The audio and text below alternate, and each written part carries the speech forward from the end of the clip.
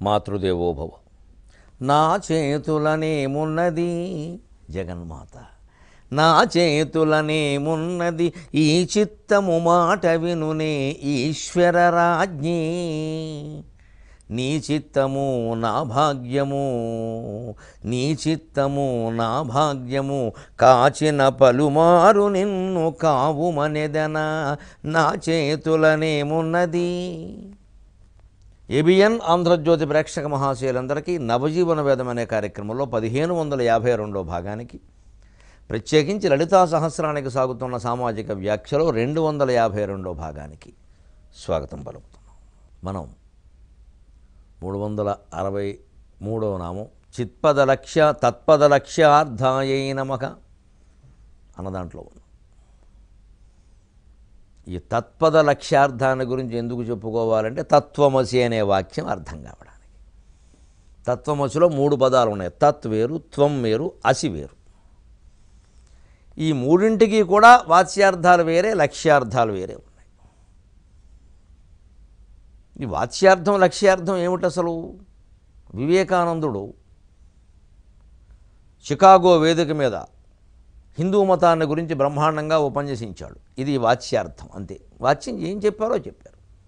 అలా అనకుండా గుడి గంటలు ధ్వనింపజేసెను చికాగో వేదికన్ అంటే అది లక్ష్యార్థం, వ్యంగ్యార్థం కూడా అవుతుంది. నేరుగా హిందూ మతం గురించి చెప్పాడు అని చెప్పట్లేదు కవి. గుడి గంటలు ధ్వనింపజేసెను చికాగో వేదికన్ అని మత్తేఫ పద్యంలో చెప్పాడు. చికాగో వేదిక మీద గుడి గంటలు మోగించాడా అంటే వాచ్యార్థం చెప్పకూడదు. చికాగో వేదిక మీద గంటలు కడితే ఈయన వెళ్ళి ఇలా మోగించాడా, అది వాచ్యార్థం. శబ్దానికి ఉన్నట్లుగా అర్థం చెప్పుకోవడం వాచ్యార్థం. దాంట్లో ఉద్దేశించిన అర్థాన్ని చెప్పుకోవడం, ఉద్దేశించిన అర్థాన్ని చెప్పుకోవడం లక్ష్యార్థం. అందులో ఇంకేదైనా శ్లేష ఏదైనా ఉండి అంతర్గతంగా ఇంకో అర్థం ఉంటే అది చెప్పుకోవడం వ్యంగ్యార్థం. ఇలా 3 రకాల అర్థాలు వస్తాయి. ఇది మొత్తం శబ్దశాస్త్రంలో విశ్లేషణ. ఏముంది ఇందులో కష్టమేమని చెప్పండి, ఇప్పుడు అర్థమే పోలా. నేరుగా వాక్యానికి ఉన్నదన్నట్టుగా గుడి గంటలు ధ్వనింపజేసిన చికాగో వేదిక అంటే చికాగో వేదిక మీద వివేకానందుడు గంటలు మోగించాడు. అక్కడ గంటలు ఎవరు కడతారండి? ఈయన కడితే ఒప్పుకుంటారా? అనేక మతాల వాళ్ళు అక్కడ ఉంటాయి. అంటే అక్కడ వాచ్యార్థం చెప్పకూడదు, లక్ష్యార్థం చెప్పుకోవాలి. ఏమిటి అందులో కవి అలా దాన్ని వ్యంగ్యంగా ఉపయోగించాడు. హిందూ మతానికి ప్రత్యేకంగా గుడి గంటలను పెట్టాడు. ఆ వ్యంగ్యం అర్థమైతే కానీ తెలియదు. ఇది చికాగో వేదిక మీద గుడి గంటలు మోగించాడు అంటే క్రైస్తవులు, ముస్లింలు, బౌద్ధులు, జైనులు, ఇతర మతాల వాళ్ళందరూ ఉన్న చోట హిందూ మత ఔన్నత్యాన్ని చెప్పాడనమాట అని అర్థం. మంచిది, ఇదే వ్యాకరణం. ఈ వాచ్యార్థం, లక్ష్యార్థం, వ్యంగ్యార్థం, అభిధ లక్షణ, జహల్ లక్షణ, అజహల్ లక్షణ, జగత్ అజహల్ లక్షణ మాటలు చూసి కంగారు పడిపోవద్దు. పాండిత్యంతో వచ్చే ఇబ్బంది, పండితులతో వచ్చే ఇబ్బంది కూడా మాటలతో కంగారు పెట్టేస్తారు. ఇవో 4 పారిభాషిక పదాలు అందులో ఉండేసరికి ఇంకా ఒక్కొక్క దానికి సాగతీసి అర్థాలు చెబుతుంటే వినేవాడికి చాలా చికాగ్గా ఉంటుంది. అందుకే మా చిన్నదన నుంచి ఇప్పటి వరకు ఇంక ఎవ్వరూ కూడా లెక్కల క్లాస్ అన్నా గ్రామర్ క్లాస్ అన్నా పారిపోవడమే. కానీ అందులోనే కూర్చొని కాస్త జాగ్రత్తగా అర్థం చేసుకున్నాడు మహానుభావులు అయ్యారు. నిజంగా మీరు వ్యాకరణంలోనూ, అటు ఆంగ్లంలోనూ, వ్యాకరణంలోనూ, మ్యాథమెటిక్స్లో కూడా, లెక్కల్లో కూడా ఆ సూత్రాల మూలంలో కడితే అర్థమవుతుంది. అది కాస్త ఓపిక ఉండాలి దానికి. అది ఇంకా అర్థమయ్యేలా చెప్పమంటే అలాగా సుబ్బారావు మేడీజీ అని మద్రాసులో ఒక ఆయన ఇక్కడ ఆయన ఉండేవాడు, సుబ్బారావు గారిని. ఆయన ఈ పిల్లలు మ్యాథమెటిక్స్ అవి అర్థం చేసుకోవడం కష్టం అవుతుంది, సుబ్బారావు మేడ్ ఈజీ, దాన్ని ఈజీ చేస్తూ ఆయన ఏదో రాసేవాడు పుస్తకం, సుబ్బారావు మేడ్ ఈజీ అని పెట్టారు. దాని మీద గురజాడ వారి చమత్కారం ఉంది, కుప్పుస్వామజర్ మేడ్ డిఫికల్ట్ అని. సుబ్బారావు గారు మేడ్ ఈజీ చేశాడు, కుప్పుస్వామజర్ దాన్ని ఉన్నదాన్ని ఇంకాస్త కష్టం చేశాడు. కొంతమంది బోధిస్తే అలాగే ఉంటుంది, ఉన్నది ఇంకాస్త కష్టం అవుతుంది. ఇది మనకు సందేహం అడిగామనుకోండి, అసలు సందేహం తీరకపోగా కొత్త సందేహాలు వస్తూ ఉంటాయి. అందుకని అటువంటి చోట చాలా జాగ్రత్త, కాస్త సున్నితంగా, కాస్త సూక్ష్మంగా లోపలికి వెళ్ళి ఆలోచిస్తే విషయం అర్థమవుతుంది. ఇదండి లక్ష్యార్థం. ఇద్దాం. తత్పదానికి చూడండి, వాచ్యార్థంగా చెప్పుకోవాలంటే సగుణ బ్రహ్మ, ఆ బ్రహ్మాన్ని చూపించకపోతే తత్ అనడానికి వీల్లేదు మీరు. అంచేది వీటికి 2 అర్థాలు ఉంటాయి. అంచేతన లక్ష్యార్థాన్ని స్వీకరించకుండా కేవలం వాచ్యార్థాన్ని బట్టి ద్వైతాన్ని, ఇతర మతాలని నిర్ధారణ చేయకూడదు. అద్వైతం మాత్రమే అని ఎందుకంటున్నామంటే ఇందుకే. తత్పదానికి వాచ్యార్థంగా మీరు సగుణ బ్రహ్మాన్ని రాముడినో, కృష్ణుడినో, ఎవరినో చెప్పినప్పటికీ, ప్రసిద్ధమైనటువంటి దైవస్వరూపాన్ని చెప్పినప్పటికీ లక్ష్యార్థంగా నిర్గుణ బ్రహ్మాన్ని చెప్పవలసింది. ఎందుకంటే ఈ రూపం ఉండేది కాదు, అది మన ఆరాధన కోసం ఏర్పాటైంది. ఆ నిర్గుణ బ్రహ్మని సగుణ రూపంలో ఆరాధిస్తున్నాను తప్పితే ఇది శాశ్వతం అని కాదు. ఇది సత్యమని కాదు. దేవాలయాల్లో విగ్రహం పెట్టినప్పుడు కూడా ఆ బీజాక్షరాల రూపంలో యంత్రాన్ని అక్కడ స్థాపన చేయకపోతే అది ఏ మహిమ ఉండదు అక్కడ. పుట్టి సిమెంట్ బొమ్మలు అవుతాయి. మనం ఏదో వీధుల్లో పెట్టే నాయకుల విగ్రహాలకి దీనికి ఏమి తేడా ఉండదు. అందుకే నాయకుల విగ్రహాలు వీధుల్లో పెట్టినప్పుడు ప్రతిష్ట, యంత్రం, బ్రాహ్మణులు, మంత్రాలు ఏమి ఉండవు అక్కడ. అనవసరం కూడా. దేవాలయంలో అలా ఉండదు. మరి దీని విగ్రహ ప్రతిష్ఠ అంటారు, దాని విగ్రహ ఆవిష్కరణ అంటారు. ఆవిష్కరణ వేరు, ప్రతిష్ఠ వేరు. దేవాలయంలో దేవుడి విగ్రహం ప్రతిష్ఠ చేస్తే వద్దనేవాడు కూడా ఉండవు. నాయకుల విగ్రహాలు ప్రతిష్ఠ చేస్తే అప్రతిష్ఠ కూడా అవుతుంది. వద్దనేవాడు, కావాలనేవాళ్ళు ఎంతమంది ఉంటారు, వద్దనేవాళ్ళు అంతమంది ఉంటారు. ఇక్కడ ఎవడు వద్దనేవాడు ఉండడు. అలాగే త్వం శబ్దానికి కూడా ఇప్పుడు అలాగే, అందుకే తత్శబ్దాన్ని మీరు అది లక్ష్యార్థం వాత్స్యార్థం రెండు ఉండబట్టి పరమాత్మని అన్ని రూపాల్లోనూ చెప్పాలి. కాబట్టి సంస్కృతంలో తత్శబ్దానికి 3 లింగాల్లోనూ రూపాలు ఉన్నాయి. దకార అంతఃపుల్లింగ తత్శబ్ద, అతడు సహ తౌతేతం తౌతాంతేన తాభ్యాం తైహ తస్మై తాభ్యాం తేభ్య తస్మాత్ తాభ్యాం తేభ్య తస్యతయోస్తేషాం తస్మింస్తయోస్తేషు అని ఉంటుంది. అది పుల్లింగ రూపంలో ఉంటుంది. అదే తత్శబ్దానికి స్త్రీలింగ రూపం ఉంటుంది. దకారాంత స్త్రీలింగ తత్శబ్ద ఆమె సా తేతాహ తాం తేతాహ తయా తాభ్యాం తాభిగ తస్యేతాభ్యాం తాభ్య తస్యాహ తాభ్యాం తాభ్య తస్యాం తయోస్తాసు తస్యాస్తయోస్తాసాం తస్యాం తయోస్తాసు, ఇలా సప్తమి విభక్తి వరకు ఉంటుంది. మళ్ళీ నపుంసకలింగ రూపం కూడా, అది కూడా బ్రహ్మస్వరూపమే కదా. భౌతిక రూపాన్ని బట్టి మాట్లాడదుగా. పుల్లింగం స్త్రీలింగం అనడానికి వీల్లేదు. స్త్రీలో పురుషుడు ఉన్నాడు, పురుషుల్లో స్త్రీ ఉంది. పురుషుల్లో స్త్రీ ఉండబట్టే పురుషుడు స్త్రీని కాంక్షిస్తున్నాడు. అపూర్వ రహస్యం. పురుషుల్లో స్త్రీ ఉండబట్టే పురుషుడు స్త్రీని కాంక్షిస్తున్నాడు. మనలో ప్రాణవాయువు లేకుండా బయట గాలికి స్పందించదు. బయట గాలి ఉంటే, ప్రాణంతో ఉంటే శవం కూడా లేవాల్సిందే. శవంలో ప్రాణవాయువు లేదు కాబట్టి బయట వాయువును తీసుకోలేదు. మనలో ప్రాణవాయువు లేకుండా బయట వాయువును తీసుకునే శక్తి మనకుండదు. మనలో స్త్రీత్వం లేకుండా స్త్రీని మనం కోరడం అన్న సమస్య లేదు. అలాగే స్త్రీలో పుంస్త్వం లేకుండా స్త్రీ పురుషుణ్ణి కోరడం అన్న సమస్య లేదు. స్త్రీ పురుషులు ఒకరినొకరు కోరుతున్నారు. దానివల్లనే సృష్టి వృద్ధి పొందింది. అంటే రహస్యం ఏమిటి అంటే, స్త్రీలో పురుషుడు ఉన్నాడు, పురుషుల్లో స్త్రీ ఉంది. సృష్టి మొత్తం స్త్రీ పురుషమయం కాదు, ప్రకృతిమయం. స్త్రీలో పురుషుని అంశ ఉండబట్టే స్త్రీ పురుషుడు సాంగత్యాన్ని వాంఛిస్తుంది. పురుషునిలో స్త్రీ ఉండబట్టే పురుషుడు స్త్రీ సాంగత్యాన్ని వాంఛిస్తున్నాడు. మనలో లేని దాన్ని మనం బయట నుంచి ఆశించం. అంచేత ఆ కోరికను జయించాలన్నా కూడా మనలో ఉన్న స్త్రీత్వాన్ని, మనలో ఉన్న పుంస్త్వాన్ని జయించాలి. అతీతమైన స్థితి ఎదగాలి. ఆ ఎదగాలని చెప్పడం కోసం సంస్కృతంలో 3 లింగాల్లో చెప్పారు. దీన్ని నపుంసకలింగంలో కూడా చెప్పారు. దకారాంతగా నపుంసకలింగ తత్శబ్ద అది అని చెప్పి తత్తేతాని తత్తేతాని తేన తాభ్యాం తైహ తస్మై తాభ్యాం తేభ్య తస్మాత్ తాభ్యాం తేభ్య తస్య తయోస్తేషాం తస్మిన్ తయోస్తేషు అని చెప్పారు. విచిత్రం ఏంటంటే ఈ 3 లింగాల్లోనూ కూడా ఎక్కడా సంబోధన లేదు. మరి ఏ శబ్దానికైనా సంస్కృతంలో వ్యక్తుల పేర్లకు సంబంధించిన వాటికి సంబోధన ఉంటుంది. అకార అంతఃపుల్లింగ రామ శబ్ద రాముడు రామ రామో రామాహ హే రామ హే రామో హే రామాహ అని సంబోధన ప్రథమా విభక్తి చెప్పాక ద్వితీయ విభక్తి చెబుతారు. కానీ ఈ మూడింటికి సంబోధన ఎందుకు, సర్వనామానికి సంబోధన ఎందుకు ఉంటుందండి? అతడు అంటే ఓ అతడు, ఓ ఆమె అని ఎవరో అనరు. అందుకని సంబోధన ఉండదు. అంటే పరమాత్మకు సంబోధన లేదు. ఆశ్చర్యకరం కదా. వ్యాకరణం నుంచి వేదాంతం. పరమాత్మకు సంబోధన లేదు. నువ్వు పిలిస్తే పలికేవాడు కాదు. పిలిస్తే పలికేవాడు ఎవరెవరైనా మనం విడిగా ఉండి, ఇంకొకరు విడిగా ఉండి, వీరు పిలిస్తే వారు పలుకుతారు. మనము ఆయన ఒకటే అయినప్పుడు పిలిచేవాడెవరు, పలికేవాడెవరు? ధ్యానం ఒక్కటే, ధ్యేయము లేదు, ధ్యాత లేదు. జ్ఞానం ఒక్కటే, జ్ఞేయము లేదు, జ్ఞాత లేదు. దర్శనం ఒక్కటే, దృశ్యము లేదు, ద్రష్ట లేడు. ఇది చిత్యై నమః తత్పద లక్ష్యార్థాయ నమః. పరమాత్మ మనకంటే వేరుగా లేడు కాబట్టే పరమాత్మను బోధించేటువంటి తత్శబ్దానికి 3 లింగాల్లో ఎక్కడా సంబోధన లేదు. సర్వనామాలకు సంబోధన ఉండదు. ఎందుకంటే సర్వనామం అది అందరికీ సంబంధించింది. సర్వనామం అర్థమైపోతుంది. అంటే సర్వనామం అర్థమైతే సర్వులకు నామమైనట్టు పేరైనటువంటి భగవంతుడు అర్థమవుతాడు. అంచేత లౌకిక ప్రపంచంలో నామవాచకానికి బదులుగా వాడబడేది సర్వనామం. ఆధ్యాత్మిక ప్రపంచంలో సర్వనామానికి బదులుగా వాడబడేదే నామవాచకం. అది అంటే అర్థం కాదు కాబట్టి అదిగో ఆ వస్తువు అంటాం, బల్ల అంటాం. ఆయన అంటే వెంటనే తెలియదు కాబట్టి వెంకట్రావు అండి అంటాం. ఆవిడ అంటే వెంటనే తెలియదు కాబట్టి ఏదో పుల్లమ్మండి అంటాం. ఓ పేరు పెట్టడం ఎందుకంటే అందుకు కేవలం తెలియడం కోసం. లేకపోతే అది, ఆయన, ఆవిడ ఇవి చాలండి. అంటే తత్పద శబ్దానికి 3 లింగాల్లోనూ రూపాలుండి సంబోధన కూడా ఎందుకు లేదు అంటే తత్వమశిలో తత్వదానికి నిర్గుణ బ్రహ్మే అర్థం. సగుణ బ్రహ్మార్థం చెప్పడానికి వీలు లేదు. సగుణ బ్రహ్మార్థం వచ్చిందంటే ఏ సగుణం? 4 భుజాలున్న సగుణమా విష్ణువా? లేదు 3 కళ్ళున్న సగుణమా శివుడా? రెండు చేతులున్న సగుణమా రాముడా, ధనుర్బాణాలు ధరించిన వాడా, వేణువు పట్టుకున్నవాడా, అమ్మవారు చాలా వచ్చేస్తాయి. కాస్త వ్యాకరణంలోకి పెడుతున్నాం, కంగారు పడకండి.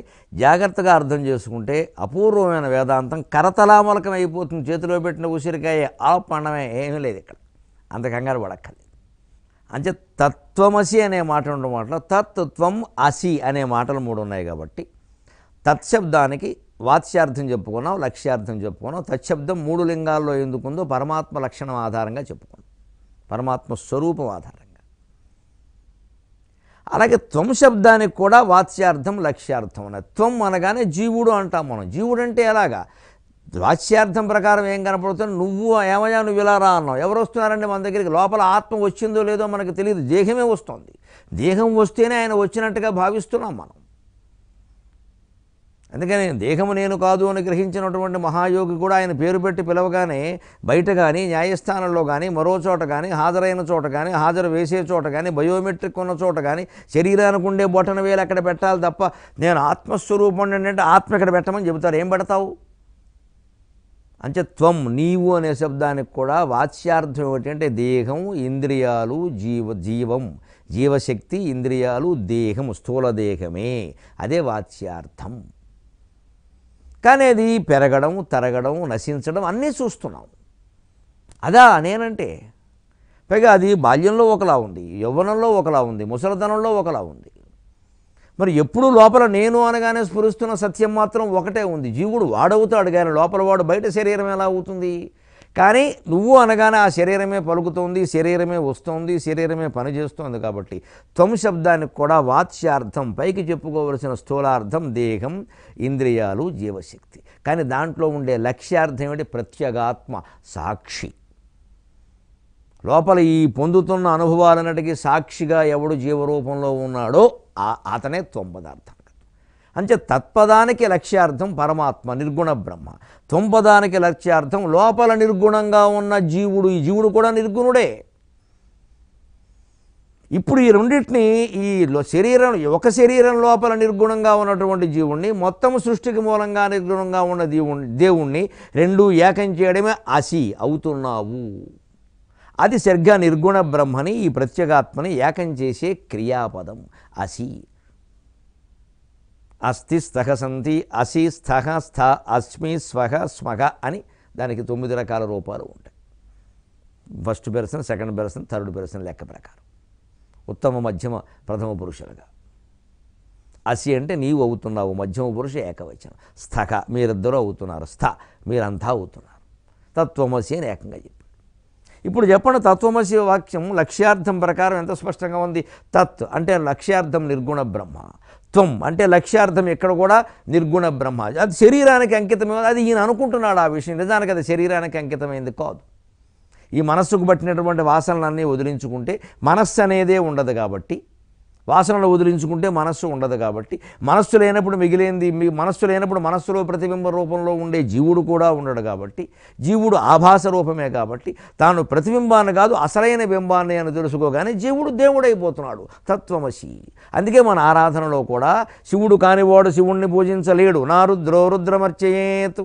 రాముడు కానివాడు రాముణ్ణి భజించలేడు. రామో భూత్వా రామం భజేతు. విష్ణువు కానివాడు విష్ణువు రచించలేడు. నా విష్ణుమర్చేత్. ఈ మాటలు ఉన్నాయండి. కర్మకాండలో ఉన్న మాటలే ఇవి, మన పూజా పురస్కారాల్లో ఉన్న మాటలే. ఎంత గొప్ప మాటలు అండి ఇవి. ఏవి పట్టించుకోవడం మానేసేసి విగ్రహానికి నీళ్లు వేసామా, పాలు వేసామా, తేనె వేసామా, కడిగేసామా, తుడిచేసామా, ఇదే గొడవ. ఇది పెద్ద మొత్తం బల్క్ ప్రోగ్రాం, మెగా ప్రోగ్రాం చేసామా లేదా, ఇదే అజ్ఞానం. ఎంతసేపు ఎంత పెద్దది చేస్తే అంత గొప్ప. ఈ పెద్ద చేయడం, ఆర్భాటం చేయడం అంతా 10 మంది వచ్చే చోటకి 10,000 మందిని పోగేయడానికి పనికొస్తుందేమో కానీ వాళ్ళలో కానీ వీళ్లలో కానీ అజ్ఞానం పోగొట్టడానికి పనికిరాదు ఇది. అంచేత తచ్చబ్దానికి, త్వం శబ్దానికి, అసి శబ్దానికి వాత్స్యార్థం, లక్ష్యార్థం స్పష్టంగా తెలిస్తే లక్ష్యార్థం ప్రకారం అసి అనేది ఏకం చేసేసింది కాబట్టి నిర్గుణము సగుణము అనే 2 భేదాలలే. ఉన్నది నిర్గుణం ఒకటే. ఆ సృష్టికి మూలంగా ఉన్నటువంటి నిర్గుణ పరబ్రహ్మ, ఈ శరీరంలో ఉన్నటువంటి నిర్గుణ పరబ్రహ్మ ప్రతిబింబమైనటువంటి జీవుడు, ఇద్దరు ఒకటే. వెలసి జీవుడు అనేవాడు లేడు, ఉన్నది దేవుడు ఒక్కడే. ఇది అర్థమైతే తత్వమసి, అర్థం కాకపోతే తత్వం మసి. ఇదే లెక్క. అంటే తత్వదలక్ష్యార్థాయై నమః. ఆ లక్ష్యార్థం తెలుసుకోవడమే ముఖ్యం, వాచ్యార్థాన్ని పట్టుకుని కొట్టుకోవద్దని వ్యాస మహర్షి హయగ్రీవస్వామి రూపంలో, అమ్మవారి రూపంలో, వశిన్యాది వాగ్దేవతల రూపంలో లలితా సహస్రంలో అద్వైతాన్ని సుస్పష్టం చేశాడు. విష్ణు సహస్రమైనా ఇంతే, ఇదే భావాన్ని బోధిస్తుంది. సందర్భం వస్తే ఎప్పుడైనా చెప్పుకుందాం.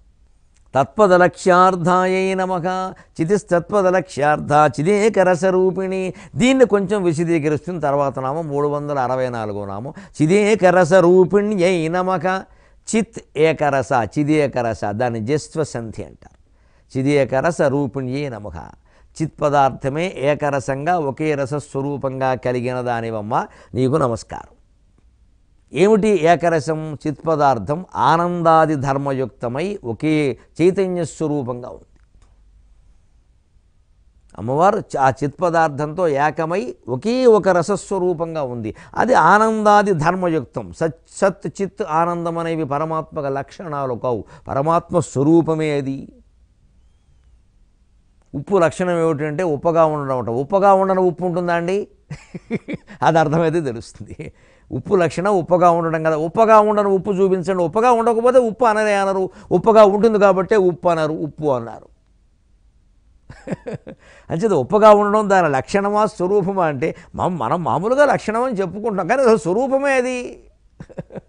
అంటే సచ్చిత్ ఆనందం అనేవి పరమాత్మ లక్షణాలు అంటారు. ఊరికే చెప్పుకోవడం కోసం చెప్పుకునే మాట, కానీ నిజానికి ఆయన స్వరూపమే అది. సత్ ఉండుట, చిత్ చైతన్యవంతమై ఉండుట, ఆనందం ఆనందానుభూతిలో ఉండుట, ఆనందస్వరూపమై ఉండుట. ఆ చైతన్యం కాకపోతే విషయానుభవం పొందలేదు, ఏ విషయాన్ని అనుభూతి చెందలేదు. అందుకని అది చైతన్యం. కేవలం ఉండడం అయితే బండరాయి కూడా ఉంది, దానికి ఏం అనుభవాలు ఏమున్నాయి మనకేమైనా తెలుసునా? ఆ లోపల చిత్ అనేది వెలుగుతూ ఉంటేనే ఏదైనా మనకు అనుభూతి. శవంలో ఈ శవానికి ఏ అనుభూతి ఎందుకు ఉండదు అంటే లోపల వెలిగేది లేదు, అది అయిపోయింది, వెళ్ళిపోయింది. శవం దాని నుంచి వేరుపడింది. నిజానికి శవం నుంచి అది వెళ్ళలేదు, శవం దాని నుంచి వేరుపడింది. అసలైనటువంటి సృష్టి అంతా వ్యాపించిన చైతన్య పదార్థం ఈ శరీరంలో మనస్సులో జీవశక్తి రూపంలో ప్రతిబింబించడం ఉంది. ఆ ప్రతిబింబాన్ని కోల్పోయింది, బింబాన్ని కోల్పోలేదు, ప్రతిబింబాన్ని కోల్పోయింది. అద్దం పోతే మన ప్రతిబింబం మనకే కనపడనట్టే పొద్దు నుంచి మొహం చూసుకోవడం లేదమ్మా, అద్దం పగిలిపోయింది, శుక్రవారం కూడాను అని బాధపడుతూ ఉంటావే. అద్దం పగిలిపోతే ముందు శుక్రవారం సంఖ్య ఒకటి, మొహం చూసుకుందుకు లేదు ఒకటి. అలాగా ఈ శరీరం పగిలిపోవడం, కొండ ఎప్పుడైతే పగిలిపోయిందో ఇక అందులో జీవుడు ఉండే అవకాశం లేదు. పోయినవాడు జీవుడు తప్పితే దేవుడు కాదు. ఆ జీవుడికి ఆ బంధాలు ఉన్నంతకాలం వాటిని పట్టుకుని ఎడుస్తూనే ఉంటాడు. అంచేత చిదేకరస రూపిణ్యై నమః అంటే మొట్టమొదటి చెప్పుకోవలసిన మాట చైతన్య స్వరూపంతో ఏకరస స్వరూపమే ఆనందాది ధర్మయుక్తంగా అమ్మవారు ఉంది. ఈ మాట ప్రత్యేకించి ఎందుకు చెప్పాలి అంటే, అయ్యా తత్పదానికి మీరు లక్ష్యార్థం చెబుతున్నారు, వాచ్యార్థం చెబుతున్నారు, త్వం పదార్థానికి వాచ్యార్థం చెబుతున్నారు, లక్ష్యార్థం చెబుతున్నారు. ఎందుకండి గొడవ? నిర్గుణం అది నేరుగా వాచ్యార్థమే మీరు నిర్గుణ బ్రహ్మ అని చెప్పేయచ్చు కదా, ఇంత వివరణ అవసరమా అంటే, తత్పదార్థానికి వాచ్యం లక్ష్యం అని 2 రకాలు చెప్పడం, లక్ష్యమే నిర్గుణ బ్రహ్మ అని చెప్పొచ్చు కదండి. అద్వైతాన్ని అందరూ అంగీకరిస్తారు కదా, ఎవరో అంగీకరించడం కోసం కాదు, మనలో కూడా మళ్ళీ అనుమానం రావద్దు, వాదన కోసం కాదు. ఇది శంకరాచార్య స్వామి చెప్పింది కానీ, భాస్కర్ రాయలు చెప్పింది కానీ, సింహం భట్ల వారు చెప్పింది కానీ వాదన కోసం, ఎవరినో ఒప్పించడం కోసం, అద్వైతం అనేటువంటి ముఠాన్ని పెంచుకోవడం కోసం చెప్పింది కాదు. అది అసలైనటువంటి జ్ఞానం జనంలోకి వెళ్ళాలి అంటే శాస్త్రీయంగా రుజువు చేయాలి, దాన్ని ఊరికే ఏదో మాటలతో కమ్మేయడం కాదు ఇక్కడ. అందుకోసం దానికి సమాధానంగానే వెనకాల ఈ నామం చెప్పారు. నిర్గుణ బ్రహ్మని చెప్పేయచ్చు కదా అంటే చిదేకరస రూపిణ్యై నమః. దాంతో ఈ సగుణ బ్రహ్మ ఏకరస రూపంలో ఉంది, మమేకమైపోయి ఉంది, ఆనందాది ధర్మయుక్తమే ఉంది. మరి మనకిలా ఎందుకు కనిపిస్తుంది అంటే, కనిపిస్తున్నదంతా నిజం అనుకుంటే ఎలాగా? కళ్ళజోడు పెట్టుకుంటే ఒకలా కనపడుతుంది, పెట్టుకోకపోతే ఒకలా కనపడుతుంది. 20 ఏళ్లలో ఒకలా కనపడిన దృశ్యాలు మనకి 40 ఏళ్లలో ఇంకోలా కనపడుతున్నాయి. నిన్న మంచిగా కనపడినవాడు ఈవేళ చెడ్డగా కనపడుతున్నాడు, ఎల్లుండి మళ్ళీ వాడు మంచివాడుగా కనపడుతున్నాడు. టిక్కెట్ ఇస్తే ఒకలా కనపడుతున్నాడు, టిక్కెట్ ఇవ్వకపోతే ఇంకోలా కనపడుతున్నాడు. పార్టీ మారకపోతే ఒకలా కనపడుతున్నాడు, పార్టీ మారితే ఒకలా కనపడుతున్నాడు. మన అభిమానిస్తే ఒకలా కనపడుతున్నాడు, మన విమర్శిస్తే ఒకలా కనపడుతున్నాడు. కనిపించింది నిజమని ఎలా అనుకుంటామండి? అసలు సాధ్యమేనా? అది కనిపించిందంతా అజ్ఞానం. ఈ కనిపించడానికి అతీతంగా వెళ్ళగలిగితే అప్పుడు అర్థమవుతుంది. యతో వాచో నివర్తంతే అప్రాప్య మనసా సఖ. ఎందుకంటే కనిపింపజేసేది కన్ను, అనిపింపజేసేది మనస్సు, ఆలోచన. ఆ వాక్కులకి ఈ మనస్సుకి దేనికి అందదనేది ఈ కనిపించడాన్ని బట్టి అనిపించడాలు మనకు అనిపించడాన్ని బట్టి కనిపిస్తోందని గ్రహించలేకపోవడాలు ఇవి తెలుసుకుంటే తప్ప సాధ్యం కాదు అది. అంచేత ఎవరిని చూసినా ఏమీ అనిపించకుండా చేసుకోవాలి. అదే మనస్సును ఆపేయడం అంటే. ఏమీ అనిపించద్దు, జస్ట్ డూ ది వర్క్. ఇంగ్లీష్లో చెప్పేందుకు మన్నించండి, భావావేశం. జస్ట్ డూ ది వర్క్, అదే మహాతత్వవేత్తలు. Just do it, just see, just go, nothing అంటారు. ఉరికే వెళ్ళవాయా ఏంటి దీనికి అంత హడావిడి చేస్తున్నావు? ఉరికే చెయ్యి, అన్నీ ఊరికే అలా చెయ్యి. ఏం దానికేం చేర్చకు, ఆలోచించకు, అది అవుననుకో కాదనుకో, ఏమొద్దు చెయ్యి. యోసి సోసి ఎలా ఉన్నా వాళ్ళకి as it is and where it is. జగత్యస్మిన్ లీలార్థం విహరానఘ అంతరాస్తాం పరిత్యజ్య భావశ్రీం భావనామయీం యోసి సోసి జగత్యస్మిన్ లీలార్థం విహరానఘ. కఠరుద్రోపనిషత్తులో చెబుతారు ఈ మాట. అంతరాస్థాం పరిత్యజ్య, లోపల ఓహో ఆశలు కోరికలు పెంచేసుకున్నవే, ఊహలు అపోహలు అవన్నీ వదిలిపెట్టవాయా. అంతరాస్థాం పరిత్యజ్య. అంతేకాదు ఆ కోరికలకి ఆశలకి మూలమైన భావశ్రీం భావనామయీం అపి పరిత్యజ్య, ఆ ఆలోచన ధారణ కూడా పక్కనట్టే. అప్పుడు యోసి సోసి అస్మిన్ జగతి విహర, ఎలా ఉన్నదాన్ని అలా స్వీకరించు. ఎక్కడ ఉంటే అక్కడే బాగుందని సంతోషించు. ఇక్కడి నుంచి ఎక్కడికో వెళ్ళాలి, దీని నుంచి ఏదో పొందాలి, ఇదేదో మారాలి, అదేదో మారకుండా ఉండాలి, ఇవన్నీ వదిలేయి. అందుకే మీకు స్పష్టంగా వేదాంతం అర్థం కావాలంటే ఈ ఏప్రిల్ 11 వరకు ఉభయ రాష్ట్రాల్లోనూ జరిగేటువంటి ఎన్నికల పరిణామాలు దయచేసి జాగ్రత్తగా గమనించండి. పక్కకు తోసేకండి కుళ్ళిన రాజకీయం అని. లేదండి, కుళ్ళిన రాజకీయం కాదు. నాకు ఒక వేదాంతిగా నాకు ఎంత ఆనందంగా ఉందంటే వేదాంతం అర్థం కావడానికి రాజకీయాన్ని మించిన సాధన లేదు. 30 ఏళ్ళు అనుబంధం ఉన్న పార్టీని ఎలా వదిలేస్తావయ్యా మహానుభావ అంటే మనకు అర్థమైపోతుంది వెంటనే. దేహాన్ని కూడా అలాగే వదిలేయగలం, సంసారాన్ని కూడా అలాగే వదిలేయగలం, ధనకాంక్షను కూడా అలాగే వదిలేయగలం. ఏ పదవి కోసం ఈ గ్రించె నిన్నగాక మొన్న 3 నెలల క్రితం పెంచినటువంటి ప్రజలకు ద్రోహం చేసి వేళ పార్టీ మారుస్తున్నామో, ఆ పదవి నిత్యం కాదు, ఆ నాయకుడికి కాళ్ళు ఒక్కితే తప్పది సాధ్యం కాదు అని గ్రహించగలిగితే ఆ పదవి కూడా వదిలేయగలం, ఆ పార్టీలు మారకుండానే ఉండగలం. జయించవలసింది ఆ పదవీ కాంక్షని. పదవీ కాంక్ష, పెదవీ కాంక్ష, ఈ రెండు జయిస్తే మనిషి అన్నీ జయించినట్టే. రాజకీయం ఇప్పుడు వేదాంతానికి సాధనం కాదు. ఆలోచించండి, ఎందుకు వదిలేస్తామండి దాన్ని? ఏ వ్యక్తుల పట్ల మనకి ఏ పార్టీల పట్ల ఏమీ ప్రత్యేక అభిమానాలు లేవు, ప్రత్యేక వ్యతిరేకతలు లేవు. కానీ వేదాంతం అర్థం చేసుకుందుకు నా దృష్టిలో రాజకీయాన్ని మించిన సాధన లేదు. ఎక్కువ మార్పులు, ఎక్కువ చేర్పులు, విచిత్రం గుండెపోటు వచ్చే ఘట్టాలన్నీ అక్కడే జరుగుతూ ఉంటాయి. అది పెద్ద రాజకీయ రణక్షేత్రం. అది వేదాంతం అర్థం కావాలంటే వేదాంత గ్రంథాల్లో ఏం చెప్పారంటే యుద్ధాన్ని పరిశీలించమన్నారు. అందుకే యోగ వాసిష్టంలో ప్రళయం వచ్చినటువంటి సందర్భాన్ని ఏకంగా ఒక 800 శ్లోకాలు రాస్తాడు వాల్మీకి. 800 శ్లోకాలు ప్రళయాన్ని వర్ణిస్తాడు. ఒక 2 రాజులు, విదూరథుడని ఇంకో రాజు కొట్టుకుంటాడు. ఆ యుద్ధాన్ని ఏకంగా ఒక 500 శ్లోకాల్లో వర్ణిస్తాడు. యుద్ధాన్ని అంత వర్ణించాలా, ప్రళయాన్ని అంత వర్ణించాలా? యుద్ధం అర్థమైతే కానీ వేదాంతం అర్థం కాదు. రాజకీయం అంతా యుద్ధమే కదా, అహంకారాలే కదా, పోటీలే కదా. పైగా పార్టీలు మారుతున్న వాళ్ళని గమనించండి, విచిత్రమైనటువంటి వేదాంతం ఉంది అక్కడ. నెగ్గి ఎమ్మెల్యేలైన వాళ్ళు అధికార పార్టీలో చేరుతున్నారు, నెగ్గకుండా ఓడిపోయిన వాళ్ళు అధికార పార్టీలో చేరలేక ఆ ద్వేషాన్ని, ఆ వ్యతిరేకతని వదిలిపెట్టలేక, మనస్సు మార్చుకోలేక కొంచెం పక్క పార్టీలో చేరుతున్నారు. కనీసం కేంద్రంలో అధికారంలో ఉండే పార్టీ కదా, ఇవాళ కాకపోతే రేపైనా ఏదైనా జరుగుతుందా? ఇందులో ఎవరికైనా సిద్ధాంతాలు ఉన్నాయా? ప్రజలంతా మోసపోతున్నారు. ఎంత మోసపోతున్నారు? అంచేది ఇక్కడి నుంచి మనం ఓటేసే వాళ్ళు ఎవరో కూడా పార్టీలను బట్టి వెయ్యక్కర్లేదు, వ్యక్తులను బట్టి వెయ్యక్కర్లేదు. కాబట్టి ప్రజలు కూడా నిర్ణయించుకున్నారు, డబ్బులను బట్టి వేసేద్దాం. కాబట్టి ఇక ముందు ప్రజలు కూడా ఏం నిర్ణయించుకోవాలంటే డబ్బులు పుచ్చుకుందాం, మన ఇష్టం వచ్చినట్టే వేద్దాం అని కూడా నిర్ణయించుకోవాలి. మరి ఈ నీతి ఎవరికీ లేనప్పుడు ఆ నీతి ప్రజలకు మాత్రం ఎందుకండి? డబ్బు తీసుకుంటే వెయ్యాలనే ఉంది, ఆ కమిట్మెంట్ ఎందుకండి? పని లేక డబ్బు ఇచ్చే నాయకులు ఎవరికి ఏ రకమైన అంకిత భావం లేనప్పుడు పుచ్చుకున్న వాడికి ఎందుకండి పని లేక? పుచ్చుకునేది బుద్ధి బారేసేది, వీలైతే నోటాకు బుద్ధి బారేయండి, శనొదిలిపోతుంది.